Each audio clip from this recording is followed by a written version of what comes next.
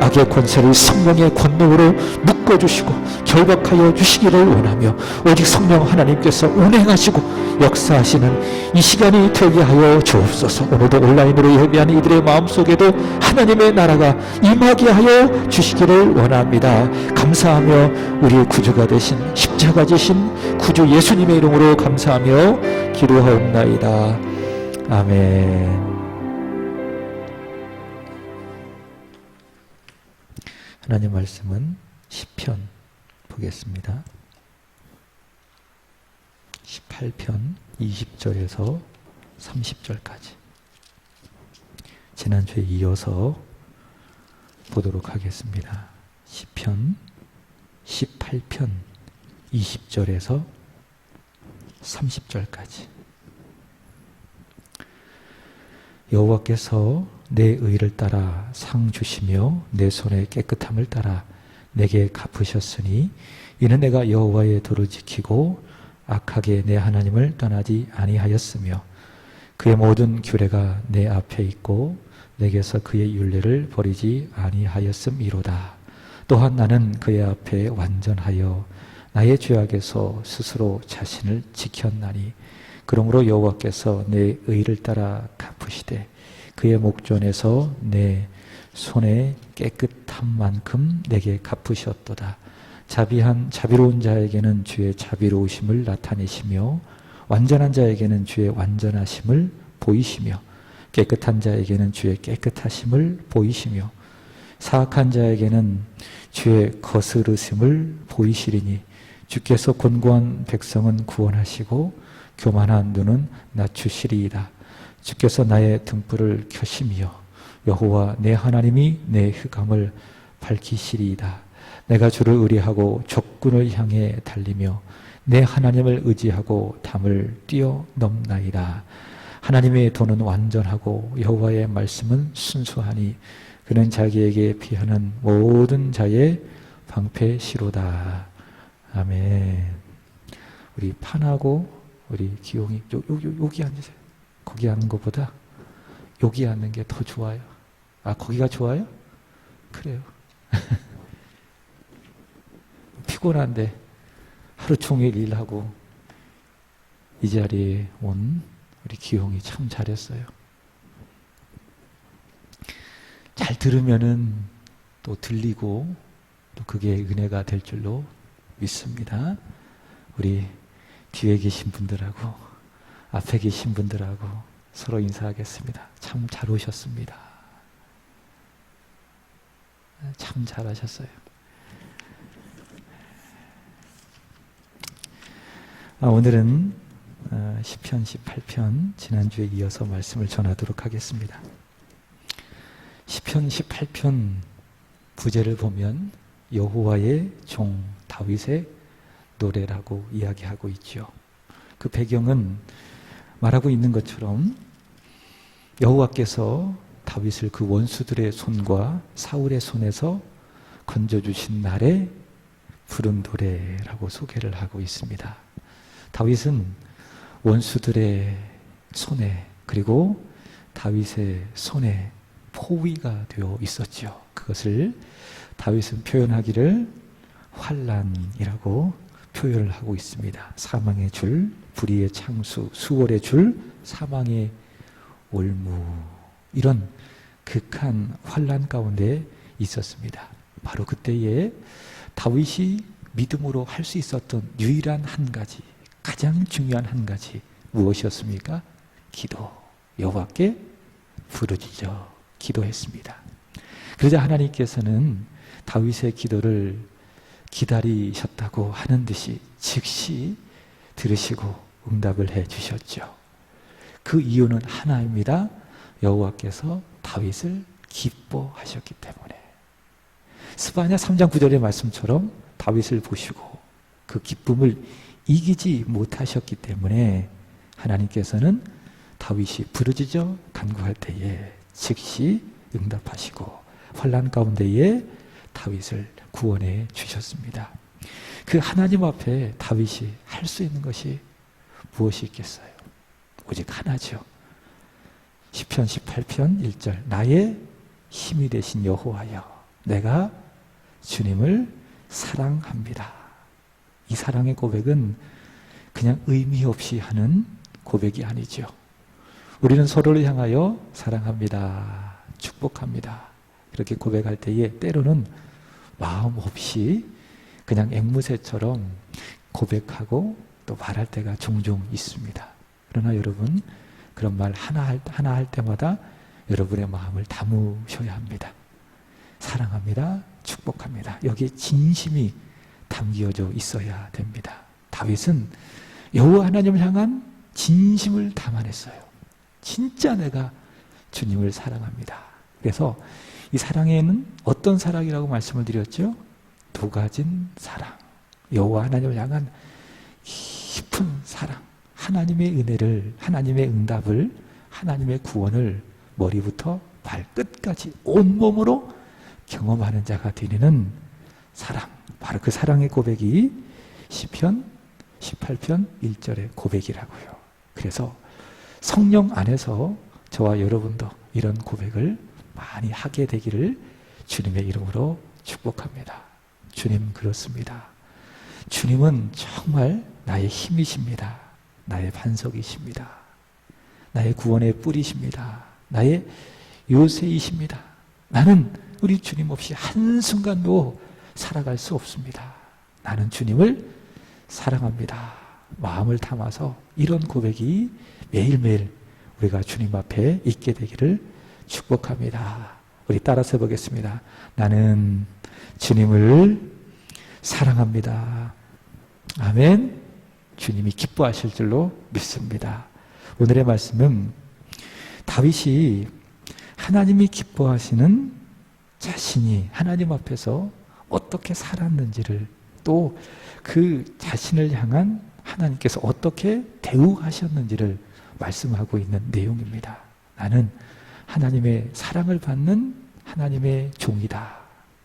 하나님은 나를 보시고 기뻐하신다. 그리고 나는 하나님을 사랑한다 라고 하는 고백이 그 여호와 앞에서 어떻게 살았는지, 그리고 하나님은 그런 다윗을 보시고 어떻게 대우해 주셨는지, 그 두 가지를 말씀을 하고 있습니다. 자, 첫 번째로는 다윗은 하나님 앞에서 자신의 삶을 고백을 하고 있습니다. 우리 20절을 보겠습니다. 다 같이 읽어보겠습니다. 시작. 여호와께서 내 의를 따라 상 주시며 내 손의 깨끗함을 따라 내게 갚으셨으니. 자, 다윗은 뭐라고 이야기하는가 하면 나는 하나님 앞에서 의롭다, 이렇게 고백하는 거예요. 나에게 의가 있다.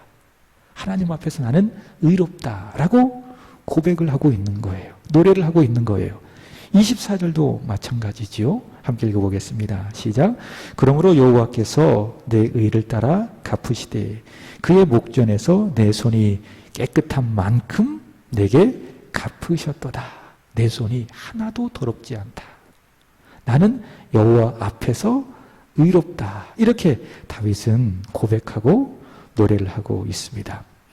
성경을 보면 이 의라고 했을 때에 영어로 말한다면 righteousness입니다. 옳다, 바르다 라고 하는 것이 바로 이 의인데, 성경을 보니까요, 이 의는 두 가지의 개념을 가지고 있습니다. 첫 번째로는 하나님께서 보시고 만족하시는 절대적인 의입니다. 하나님, 거룩하신 하나님, 완전하신 하나님, 의로우신 하나님의 기준에 맞는 그런 절대적인 의가 나옵니다. 근데 문제는 이 의로움이 저를 포함해서 이 세상에 있는 모든 사람에게 있느냐, 찾을 수 있느냐라고 했을 때에 있어요, 없어요? 없죠. 오직 한 분에게만 이런 의가 있습니다. 누구십니까? 예수 그리스도. 히브리서가 말하는 것처럼 예수님은 우리와 똑같이 고난을 받으셨지만 그분에게는 무엇이 없다? 죄가 없다. 예수님을 빼고 모든 사람은 다 죄인이다 라고 하는 거예요. 로마서 3장 10절의 말씀을 보시면은 의인은 없나니 하나도 없으며, 로마서 3장 23절 아시죠? 모든 사람이 다 죄를 범하였음에 하나님의 영광에 이르지 못하더니. 이게 사람의 모습이에요. 그런데 그 죄인이 하나님께서 보시기에 의로워질 수 있는 유일한 길이 단 하나가 있습니다. 어떻게 죄인이 하나님 보시기에 의로워질 수 있을까? 하나님은 그 방법을 제시하셨어요. 그것이 무엇입니까? 믿음이에요. 믿음. 믿음은 받아들이는 것이라고 말씀을 하셨죠. 하나님의 의, 하나님의 절대적인 의가 되시는 예수님, 그리고 그 예수 그리스도께서 의로우시다라고 하는 그 증거인 그 십자가, 그 십자가를 내가 내 마음의 문을 열고 나를 깨트리고 내가 뭐하면 받아들이면, 그게 영접이에요. 받아들이는 거예요. 받아들이면은 하나님의 의가 그 믿음이라고 하는 그 도구, 이 통로를 통해서 나에게 전달이 되는 거예요. 그럼 하나님께서 내가 믿음으로 말미암아 그 의를 받았기 때문에 그 의를 보시고 나를 보는 게 아니에요. 믿음으로 전달되어진 내게 미치게 된 그 의를 보시고 하나님께서 나를 어떻게 여겨주시는 거예요? 너는 죄인이 아니라 의롭다라고 여겨주시는 거예요. 이것이 무엇입니까? 믿음으로 의롭게 된다라고 하는 것입니다. 두 번째로는요, 상대적인 의가 있습니다. 절대적인 의, 사람에게는 의가 있다 없다. 그러나 믿음을 가지면은 의로워질 수 있다. 하나님이 의롭게 여겨진다라고 하는 것이고요. 두 번째로는 상대적인 의예요. 이것은 예수 믿었어요? 믿음으로 말미암아 의롭게 여겨진 자가 하나님 앞에서, 다시 말해 하나님의 관계 속에서 살려고 했을 때에 하나님께서 그걸 보시고 뭐라고 여겨주시느냐? 의롭다, 그렇게 여겨주시는 거예요. 내 육신의 욕망을 따라 살아가는 것이 아니라 내 속에 누가 계시죠? 성령께서 계십니다. 내 속에 성령께서 계시기 때문에 고린도전서 12장 3절에 이야기하고 있는 것처럼 예수님을 뭐라고 불러요? 나의 주님. 그리고 하나님 향하여 아빠, 아버지라고 부르는 거예요. 그래서 내 속에 육체적인 욕심, 육체의 종욕을 따라 사는 것이 아니라 내 속에 계신 예수를 주라 부르고 하나님을 아빠, 아버지라 부르게 하는 성령의 뜻을 따라서 살려고 하는 것, 그게 뭡니까? 그게 의라는 거예요. 절대적인 의가 아닙니다. 이것은 상대적인 의미여서의 의입니다. 자, 그렇다면 다윗이 20절에서 그리고 24절에서 나는 하나님 앞에 의롭습니다. 여호와여 나의 의를 따라 갚아주옵소서. 나는 그의 목전에서 내 손이 깨끗하게 살았습니다. 라고 고백하는 이런 의로움은 다윗이 가지고 있는 절대적인 의일까요? 아니면은 상대적인 의일까요? 두 번째겠죠. 나는 하나님 앞에서 살았습니다. 나는 하나님과의 관계 속에서 살았습니다. 바로 그런 의로움을 하나님 앞에 고백하고 있는 것이라 라고 하는 것이지요. 여러분, 이것은요, 노아의 그 시대의 노아의 모습을 보면 잘 알 수가 있습니다. 창세기 6장 9절을 함께 보겠습니다. 시작. 이것이 노아의 족본이라. 잘 보세요. 노아는 의인이요 당대의 완전한 자라. 그는 하나님과 동행했다. 자, 이것은 노아가 가지고 있는 하나님 보시기에 만족한 절대적인 의일까요? 아니면은 노아가 하나님 앞에서 하나님과의 관계 속에서 믿음으로 살았습니다라고 하는 상대적인 의일까요? 전자예요, 후자예요? 후자예요. 후자. 노아는 하나님과의 관계 속에서 살았다라고 하는 거예요. 노아는 본질적으로 죄인이에요. 창세기 9장 21절의 말씀을 보시면은 노아가요, 포도주를 마시고 취했어요. 그리고 벌거벗은 모습으로 장막에 확 누워 있었어요. 그 모습을 제일 먼저 누가 목격했습니까? 함이 목격을 했어요. 그래서 함이 그 모습을 보고 셈과 야벳에게 고했습니다. 셈과 야벳은 아버지의 모습을 보지 아니하고 뒷걸음쳐서 아버지의 허물을 덮어주었습니다. 노아가 술에 깨었어요. 그 모든 사실을 확인했어요. 그리고 난 다음에 셈과 야벳을 향하여서는 축복했어요. 반면에 아버지의 허물을 말한 함을 향하여는 어떻게 합니까? 저주했어요. 자기가 실수해놓고. 함에게 저주하잖아요. 죄인의 모습입니다. 물론 함도 죄인의 모습을 갖고 있어요. 그러나 노아도 잘한 게 없어요. 죄인이에요. 부끄러운 자신의 모습을 들추어내는 죄인이라는 거예요. 그럼에도 불구하고 6장 9절의 말씀을 보시면 노아는 의인이라. 그리고 당대의 완전한 사람이라. 그는 하나님과 동행했다. 라고 성경이 인정하는 것은 무엇인가 하면 예수님께서 말씀하신 대로 노아 시대의 그 시대 사람들은요, 시집 갔죠. 그 다음에 장가 갔죠. 먹고 마셨어요. 제가 말씀을 드렸습니다. 이것은 어떤 의미인가 하면 먹고 마시는 게 왜 죄냐? 시집 가고 장가 가는 게 왜 죄냐? 왜 죄예요? 그게 하나님과 상관이 없기 때문에 죄예요. 하나님과의 관계 속에서 행하지 않는 모든 것들은 다 뭐예요? 죄예요. 그래서 바울은 이야기하기를 믿음으로 하지 않은 모든 것들이 다 무엇이라? 죄라고 이야기하는 거예요. 노아 시대 사람들은 다 죄 아래서 살았어요. 하나님과 관계없이 자기 생각대로 자기가 옳다 여겨지는 대로 마치 사사시대 이스라엘 백성들처럼 그렇게 살았다고요. 죄 가운데 죄를 지으며 하나님 없이 살았다. 그러나 노아는 그렇지 않았다. 본질적인 죄인이지만 그 당시 사람들과 같이 살지 아니하고 하나님 앞에서 하나님과의 관계 속에서 노아가 살았다. 그게 뭡니까? 노아가 의인이다. 노아는 당대의 완전한 사람이라 라고 성경이 인정하는 바입니다. 여기 다윗도 마찬가지입니다. 다윗이 말하기를 나는 여호와 앞에서 의롭습니다. 여호와의 목전에서 내 손이 깨끗합니다.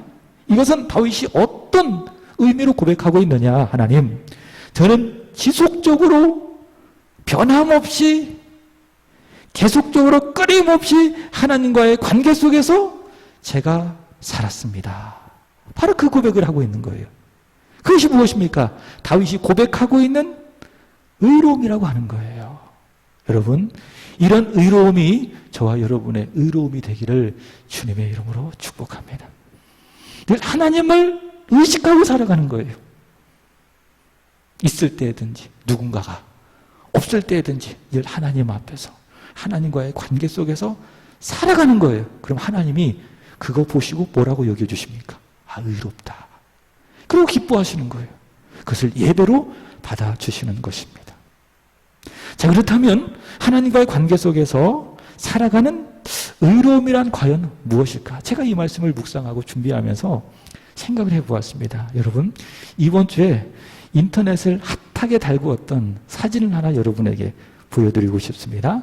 달팽이를 하나 보여드리고 싶습니다. 이게 그 그림 같은데 진짜 사진이에요. 잘 안 보이시죠?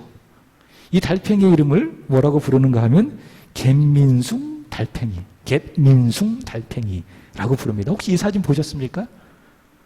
한 번도 안 보셨죠? 오로지 말씀과 이 사진절 기간에 기도에 집중하다가 보니까는 뭐 스마트폰 비디오 전혀 하지 아니하고 살아가시는 것 같은데 달팽이에요. 갯민숭 달팽이라고 하는 것인데 일본의 한 연구진이 논문을 발표했습니다. 이 달팽이에 대해서. 이 달팽이가요, 스스로 목을 자른 거예요. 그리고 이후 자른 머리에서 몸이 재생되는 것을 확인했다라고 하는 거예요.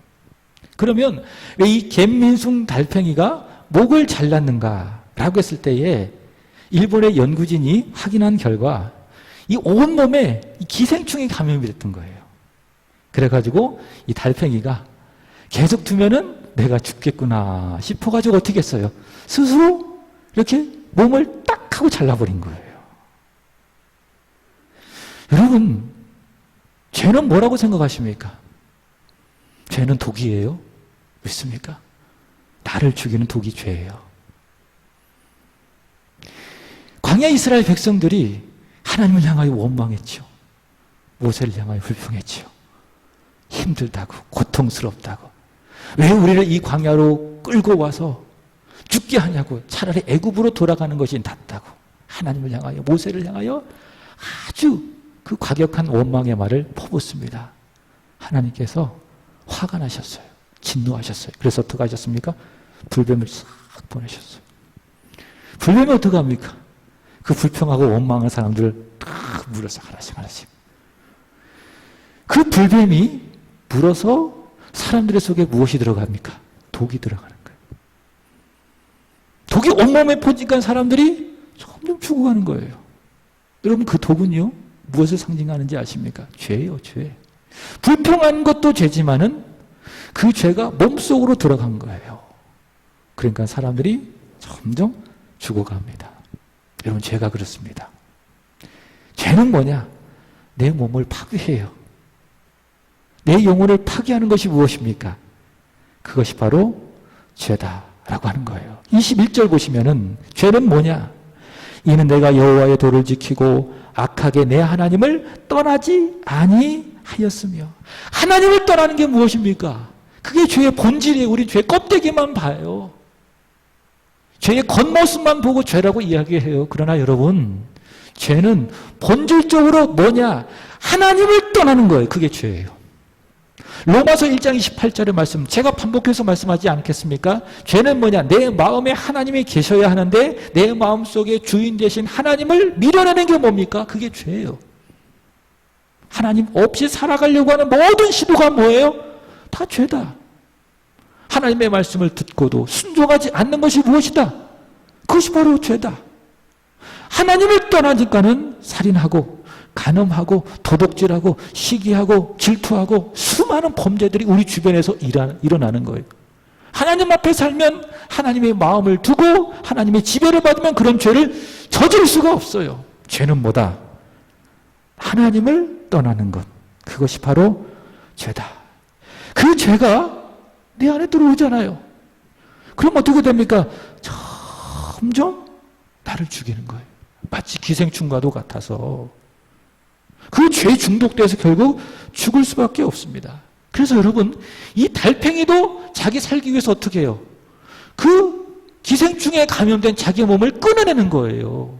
이 미생물조차도 살기 위해서 끊어내는 거예요. 이 기생충에 감염된 몸을 끊어내는 달팽이가 있다면 여러분,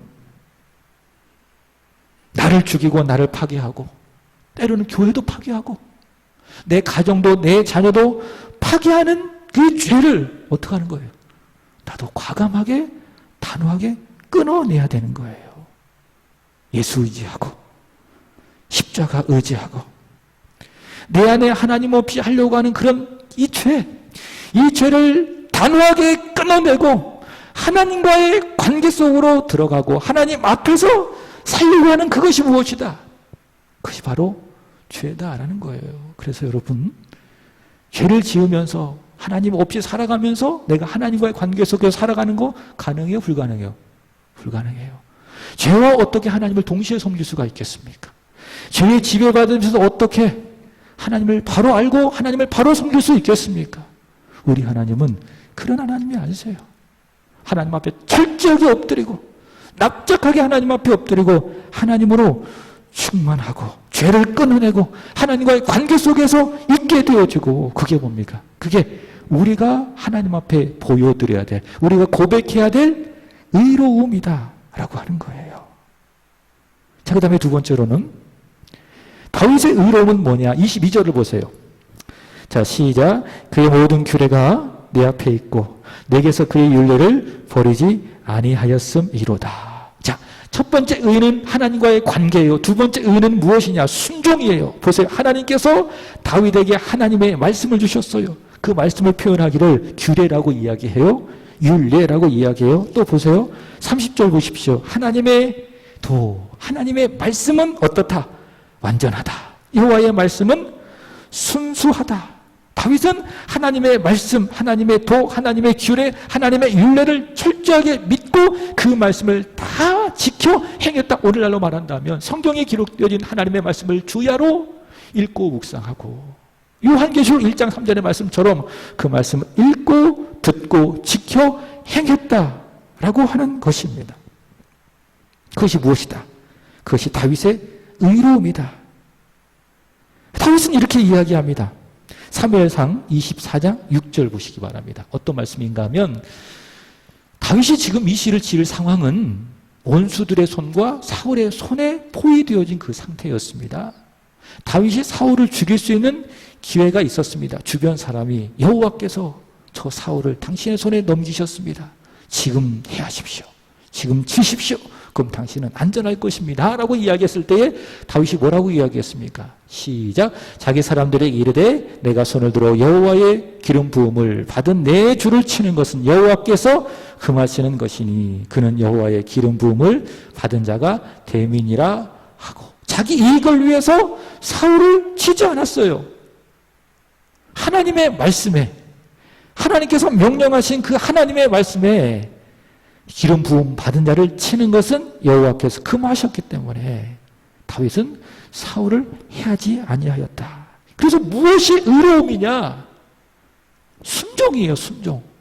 하나님 말씀을 듣고 그 말씀을 생명처럼 여기고 그 말씀을 온 힘을 다하여 지키려고 하는 순종, 그것이 무엇이다?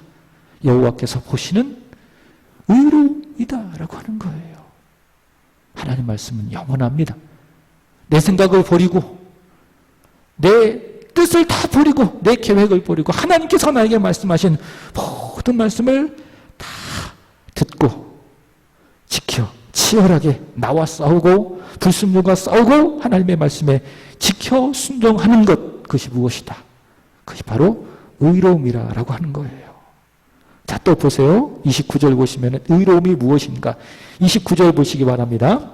다 같이 시작. 내가 주를 의뢰하고 적군을 향하여 달리며 내 하나님을 의지하고 담을 뛰어넘나이다. 첫 번째 다윗이 말한 의로움은 하나님과의 관계예요. 두 번째 의로움은 무엇입니까? 여호와의 말씀을 지켜 행하는 순종이에요. 세 번째 의로움은 무엇이냐? 의지예요. 의지. 의뢰예요. 의뢰. 의지, 의뢰. 이것이 바로 다윗의 의로움이다라고 하는 것입니다. 다윗은요, 왕이 되기 전에 그는 먼저 군인이었습니다. 그러니까 싸움을 굉장히 잘하는 군인이었습니다. 그래서 다윗이 여호와의 성전을 건축하고 싶었을 때에 하나님께서 뭐라고 말씀하셨습니까? 다윗, 너의 마음을 알지만 너의 손에 많은 피가 묻어있기 때문에 너의 손을 통해서는 하나님의 거룩한 성전을 지을 수가 없어. 너의 아들 솔로몬을 통해서 짓게 할 거야. 그러니까 다윗은 전쟁터에서 용맹하게 싸우면서 그 손에 피를 많이 묻혔던 사람입니다. 근데 군인이 되기 전에 다윗의 본업이 무엇이었습니까? 들에서 양을 치는 목동이었습니다. 양을 치면서 어떻게 했죠? 양을 해하려고 하는 곰이 오면은 곰과 싸우는 거예요. 그리고 사자가 해하려고 하면 사자와 싸우는 거예요. 막 입을 벌려가지고 입을 막 찢으면서 아주 용맹스럽게 곰과 싸우고 양을 지키기 위해서 사자와 싸웠던 그런 사람. 그래서 이 다윗은요, 블레셋의 거대한 장수 골리앗을 쳐서 죽이기도 하고 600명의 군사로 아말렉을 쳐 부수기도 하고, 이 군인은요 두 가지를 잘해야 이길 수가 있습니다. 첫 번째 뭔지 아십니까? 방어를 잘 해야 돼요. 두 번째로는 공격도 잘 해야 됩니다. 그러니까 상황을 잘 보고 이 판세를 잘 판단을 하고, 야, 이때는 방어할 때다. 방어 잘하면 이기는 거예요. 또 이때는 어떤 때? 공격할 때이다. 다윗도 군인이기 때문에 이 두 가지를 아주 잘했습니다. 근데 다윗이 아주 잘한 점이 무엇인가 하면 방어할 때나 그리고 공격할 때 육체적으로 하지 않았어요. 어떻게 했느냐? 영적으로 했어요. 다시 말한다면 믿음으로 했습니다. 믿음으로 방어하고 믿음으로 공격했다라고 하는 것입니다. 그럼 믿음으로 방어한다는 것이 무엇이냐? 자, 보세요. 18편 2절입니다. 시작. 여호와는 나의 반석이시요 나의 요새시요 나를 건지시는 이시요 나의 하나님이시요 내가 그 안에 피할 나의 바위시요 나의 방패시요 나의 구원의 뿌리시요 나의 산성이시로다. 다윗이 적군이 자신을 향하여 공격해 올 때 어떻게 했다고 했죠? 방어했어요. 어떻게 방어했습니까? 하나님께 피한 거예요. 하나님께 나아간 거예요. 하나님께서 자신을 막아주시니까는, 하나님께서 자신에게 방어막이 되어주시니까는 뭐라고 고백해요? 여호와는 나의 요새, 나의 피할 바위, 나의 방패라고 이야기해요. 이것이 무엇입니까? 다윗이 전쟁에서 방어하면서 이길 수 있었던 비결입니다. 두 번째로는 공격입니다. 공격. 어떻게 공격했는가? 다시 29절 보시면은 주를 어떻게 하고 의뢰하고 적군을 향하여 달렸대요. 그냥 내 힘으로 내가 그동안 싸워왔던 전쟁에서 가지고 있었던 노하우로 적군을 향하여 달리며 적을 공격한 것이 아니라 보세요. 주를 의뢰하고 적군을 향하여 달렸대요. 그리고 내 하나님을 무엇하고 의지하고 담을 뛰어넘어서 적을 향하여 공격했다라고 하는 것입니다. 그래서 다윗이 이 골리앗을 공격할 때에도 어떻게 이야기하고 있느냐 잘 보세요. 사무엘상 17장 45절 17장 45절 보시면 이렇게 이야기합니다. 다윗이 블레셋 사람에게 이르되 너는 칼과 창과 단창으로 내게 공격하지만 자, 믿음이 없는 블레셋 사람 골리앗은 어떻게 공격해요? 육체적으로 공격해요. 육적으로 공격해요. 그게 무엇이 뭡니까? 칼, 창, 단창이에요. 그러나 다윗은 육체적인 무기를 가지고 공격하지 않아요. 영적으로 믿음으로 공격해요. 그것이 무엇입니까? 만군의 주 여호와의 이름으로 공격하는 것입니다. 여러분, 행하는 모든 일에 여러분 열정적으로 행하십시오. 적극적으로 행하십시오. 하나님의 전신갑주를 취하고요. 방어를 잘 하세요. 첫 번째 무엇으로? 믿음의 방패를 탁 들고. 그러면 악한 자가 우리에게 불화살을 팍 쏴도 방패가 탁 있기 때문에 그 방패 불화살이 탁탁 박히는 거예요. 그럼 좀 이따가 말씀드렸죠? 그 불화살이 어떻게 되죠? 소멸하는 거예요. 그러나 믿음의 방패가 없으면 누가 다 막아? 내 온몸으로 다 막아야 돼. 그럼 그 불화살이 나를 탁 쏘면은 내 몸을 다 태워버려요. 그러나 믿음이 딱 있잖아요. 그럼 불화살을 딱 맞아도 조금 따갑지만 조금 뭔가가 문제가 있겠지만 금세 사라지는 거예요. 그게 방어예요. 동시에 공격을 하셔야 돼요. 적극적으로 열정적으로 어떻게 성령의 검 하나님의 말씀을 높이 들고 하나님의 말씀을 부지런히 읽으세요. 그게 성령의 검을 여러분의 한 손에 취하는 거예요. 그리고 어떻게 하는 거예요? 오늘 다윗처럼 주를 의뢰하고 적군을 향하여 달리며 세상을 향하여 달리며 주님 의지하고 주님 바라보고 그리고 주님을 의지하고 넘을 수 없는 담을 훌쩍 뛰어넘는 거예요. 그것이 무엇입니까? 그것이 바로 세상을 향한 우리의 공격. 바로 그것, 하나님을 의뢰하는, 하나님을 의지하는 바로 그것을 여호와께서는 무엇으로 여겨주신다? 다윗의 의로 여겨주신다라고 하는 거예요. 자, 그래서 여러분 잘 이해하셨죠? 오늘 말씀에서 다윗이 하나님 앞에 고백하는 의는 절대적인 의가 아니라 상대적인 믿음의 의다. 하나님과의 관계, 두 번째로는 하나님의 말씀에 순종, 세 번째로는 하나님을 의뢰, 관계, 순종, 의뢰. 바로 이것이 하나님 앞에 보여드리는 다윗의 의로움이었고 하나님은요 그 의로움을 보시고 아주 기뻐하셨어요. 다윗의 외모를 보고 다윗이 왕이라고 하는 그 자리를 보고 다윗이 가지고 있는 어떤 소유를 보고 세상적인 기준으로 하나님께서 다윗을 보시고 기뻐하신 것이 아니라 믿음, 하나님과의 관계 속에서 살려고 하는 믿음, 하나님의 말씀이라고 하면 온 힘을 다하여 지키는 그 순종, 그걸 하나님을 의뢰하고 하나님을 신뢰하면서 적진을 향하여 뛰어들어가는 그 믿음, 그 믿음을 보시고 하나님이 아주 기뻐하시고 그리고 하나님은 그 믿음에 대하여 보상해 주셨다는 거예요. 25절 보시면은 25절 보겠습니다. 시작. 자비로운 자에게는 주의 자비로우심을 나타내시며 완전한 자에게는 주의 완전하심을 보이시며 깨끗한 자에게는 주의 깨끗함을 보이시며 사악한 자에게는 주의 거스르심을 보이시리니 아버지께서 다윗을 행한 대로 그 의대로 다 보상해 주셨다. 왜? 하나님은 공의로우신 하나님이시기 때문에, 공평하신 하나님이기 때문에. 고린도서 9장 6절에 이야기하죠. 연보의 원리와도 같아요. 적게 심는 자는 적게 거두는 거예요. 그러나 많이 심는 자는 많이 거두는 거예요. 그게 하나님의 공의. 여기 다윗도 마찬가지다. 하나님과의 관계 속에서 살고 순종하며 살고 의뢰하며 살아갔던 그 모든 의로움에 대하여 하나님께서는 공의롭게도 다윗의 인생 가운데에 다 갚아주셨다. 그래서 유대인들이 가장 존경하고 사랑하는 사람이 누구예요? 다윗이에요. 그 이스라엘의 역사 속에서 성군이라고 꼽힌다면 누구예요? 다윗이에요. 그래서 오늘날 이스라엘의 국기도 가운데 별이 있잖아요. 그 별은 누구를 상징하는 별입니까? 다윗이 상징하는 다윗 별이에요. 여호와께서 의롭게 살아갔던 그 다윗을 그렇게 갚아주신 축복이다 라고 하는 것이죠.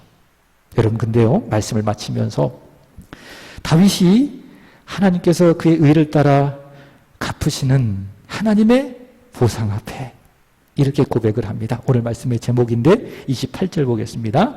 시작. 주께서 나의 등불을 켜시며 여호와 내 하나님이 내 흑암을 밝히시리이다. 아멘. 자, 보세요.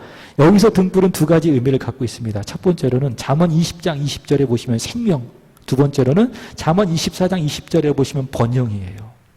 이게 등불이에요. 그러니까 자신은 하나님 앞에 인생은 흑암이에요. 그러나 여호와 하나님께서, 어둡지만 여호와 하나님께서 나의 등불이 되어주셔서 나에게 생명을 주시고 또 나의 인생을 이게 번성하게 하여 주시니, 하나님이 은혜 주셔서 생명 주시고 또 번성하게 해주시고, 흑암과 같은 그 어두움의 인생이지만은 등불을 통해서 나의 삶을 환하게 밝혀주시니까는 내가 어떻게 해요? 하나님 앞에서 하나님과 관계 속으로 들어가서 살아가는 거예요. 그리고 하나님의 말씀을 듣고 순종하게 되는 거예요. 그리고 하나님의 의뢰에서 적진을 향하여 달리고 하나님의 의뢰하여 담을 뛰어넘게 되는 거예요. 그것이 무엇입니까? 다윗의 고백이에요. 마치 바울의 고백과도 같이요. 열심히 주님을 위해서 일했어요. 자지 아니하고 먹지 아니하고 헐벗고 배고프며 맞고 죽을 일을 여러 차례 넘기면서 열심히 진짜 복음을 전했어요. 정말 바울은요, 주님 앞에 섰을 때 후회 없이 일했다고 고백할 수 있을 것 같아요. 다윗이 그런 사람이거든요. 근데 바울이 그런 사람이거든요. 근데 바울이 뭐라고 고백해요? 고린도전서 15장 10절의 말씀을 보시면은 나의 나 된 것은 다 하나님의 은혜로 된 것이라. 내가 한 게 아닙니다. 하나님이 은혜 주셔서 내가 주의 부르심을 받은 사도로서 복음을 위하여 지금까지 살아갈 수가 있었습니다. 여기 다윗도 마찬가지예요. 의롭게 살아갈 수 있었던 비결, 하나님과의 관계 속에서 여호와의 말씀을 듣고 순종하며 의롭게 살아갈 수 있었던 비결, 여호와 하나님만을 바라보고 의지하며 의뢰하며 살아갈 수 있었던 그 힘, 어디에서 나오는 거예요? 주께서 나의 어둠을 밝혀주셔서 나의 인생 가운데에 등불을 켜주시고 생명을 주시고 번영을 주셨기 때문에, 여러분, 그 하나님이 우리 하나님이 되실 줄로 믿습니다. 저 여러분의 인생에 흑암을 밝혀주시기를 바랍니다. 그리고 등불을 환하게 밝혀주시기를 축복합니다. 우리 교회도 마찬가지예요. 우리 교회 혹시 흑암에 세력되어 있다면 여호와 하나님께서 다 밝혀주시기를 원해요. 우리 교회 안에 등불을 환하게 켜주셔서 우리 모든 성도들이 하나님과의 관계 속에서 하나님께 순종하며 하나님 의뢰하며 살아가기를 원해요. 여러분의 일터와 여러분의 자녀와 여러분의 가정도 마찬가지예요. 우리 여호와 하나님께서 흑암을 밝혀주셔서 등불을 환하게 치워주셔서 생명 주시고 번영 주셔서 온 가족에 있는 모든 하나님의 사람들 되게 하여 주시고, 그 모든 하나님의 사람들이 하나님과의 관계 속에서 하나님의 말씀을 듣고 순종하며 하나님만을 의지하며 살아가게 되기를 원해요. 그리고 하나님의 많은 축복을 받으며 하나님의 은혜로운 보상을 받으며 살아가게 되기를 주 예수 그리스도의 이름으로 축복합니다. 기도하겠습니다. 은혜로우신 하나님, 우리의 어둠을 밝혀주시고 우리에게 등불을 켜주셔서 우리로 하여금 의롭게 살게 하여 주시니 감사합니다.